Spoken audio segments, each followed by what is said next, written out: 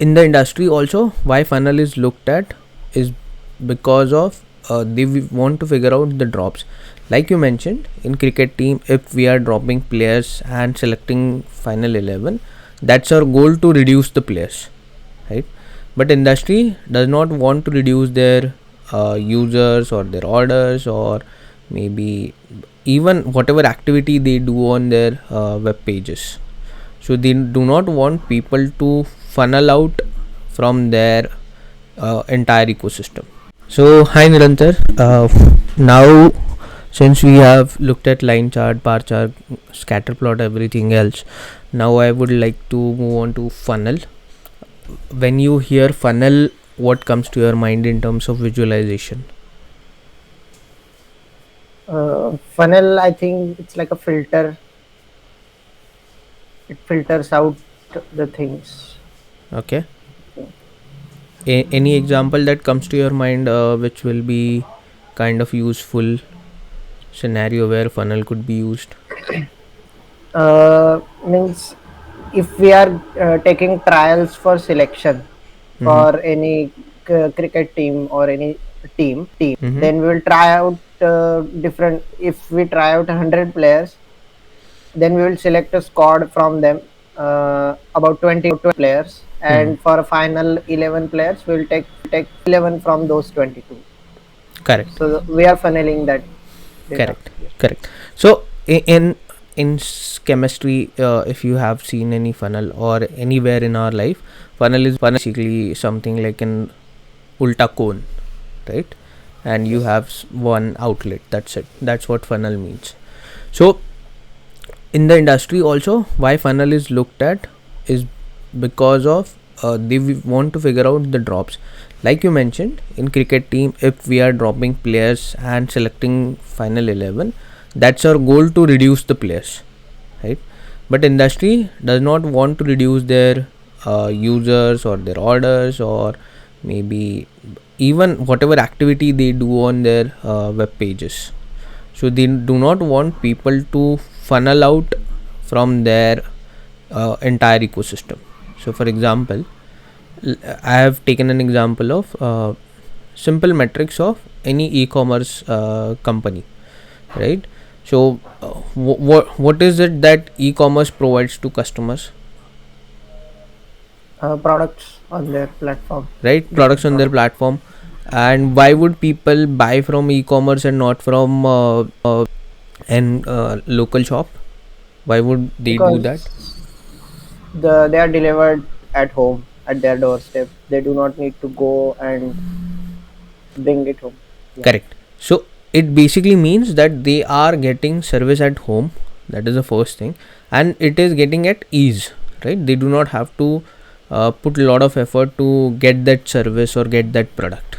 That's why they prefer online ordering. Uh, this induce kind of an laziness in us, right? But let's suppose that they have a million, close to million users. So why does people order from e-commerce website? Is basically there are two things. One is that they receive products at home or service at home, and eventually they save a lot of time, and it kind of creates an laziness for them, if you think holistically. Now Yeah. in correlation with that, let's say they have roughly 1 million users with them. Okay, now not all of 1 million users. So now when I say users, I'm talking of monthly active users. So on an app in a given month, let's say from 1st January to 31st January, how many active users were there, right? uh, because there could be like 10 lakh downloads for that app, but active users could be 1 million only. That's also a funnel drop that you would see. Now once you hear that there are, let's say, a million users, automatically our mind thinks that there should be at least a million orders, right? But it does not happen like that. A lot of time people just browse through the website and they do not order. Now let's say we receive 800k orders. Now if we receive 800k orders, that typically means 20% funnel drop at this first point only. Now, if the tolerance limit of the organization is, let's say, 25%, so if this number drops below 750, then they are worried that this funnel gap is much more. We need to look at this, because this is something that we will not tolerate in our organization. We need to reduce this gap, right? So now the orders can go multiple ways. It can go towards cancellation route, or it could go some other place where customer satisfaction funnel is generated. Now, for simplicity's sake, I've just created two more metrics below orders. Is basically timely deliver orders and then late deliver orders, right? We are just taking time bound. So out of those 800k, what is the maximum tolerance limit for late delivery is 10%, for example. So now that becomes 80,000 orders. But over here we see that it's a 1 lakh orders.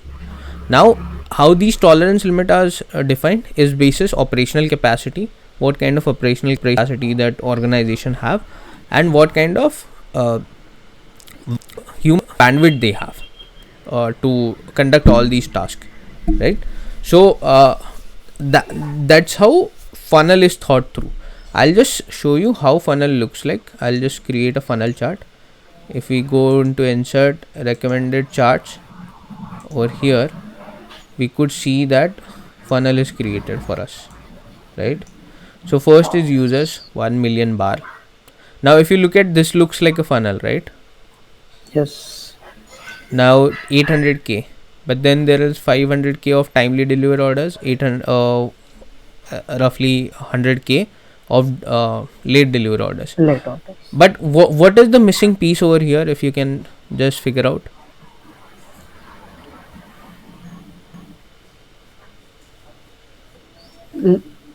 Cancelled orders. Okay, correct. So now the total comes to just 600, but there are still 200k orders missing, which we need to account for, right? Because funnel cannot be a haywire funnel.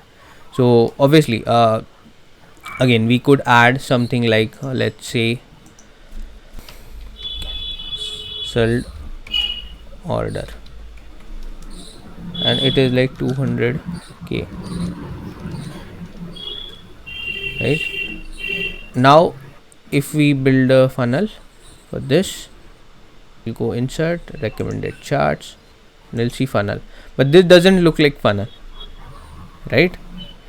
Why? Because in visualization tool it will automatically sort itself basis values, but in Excel you will need to manually do it.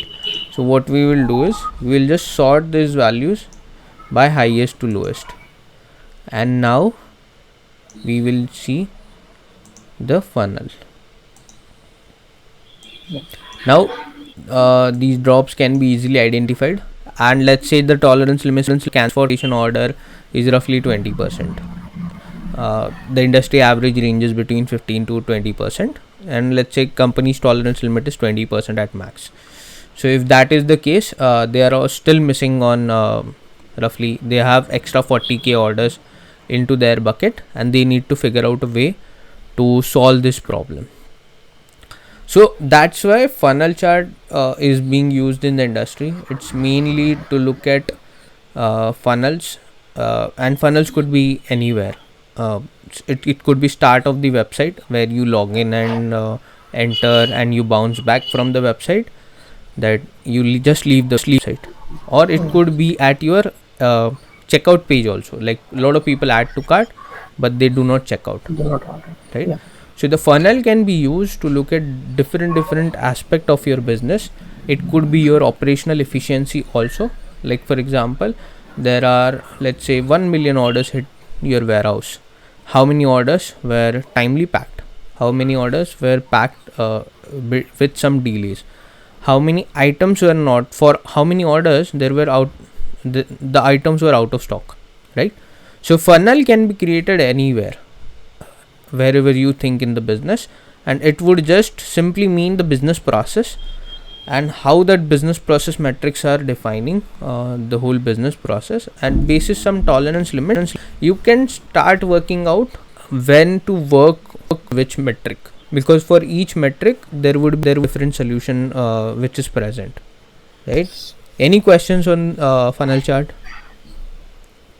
No, No. So no. I guess this is it for today. We will complete with funnel charts, and later on we will try to deep dive into more charts. So for example, in the next chart, we will look at tree map, which will help you understand why tree maps are important and where to use tree map. Following by, we will use combo, box plot, waterfall, and then the stock chart, which is a candlestick chart. So Okay. thank you, Niranta, for joining. Have a good day. Thank you.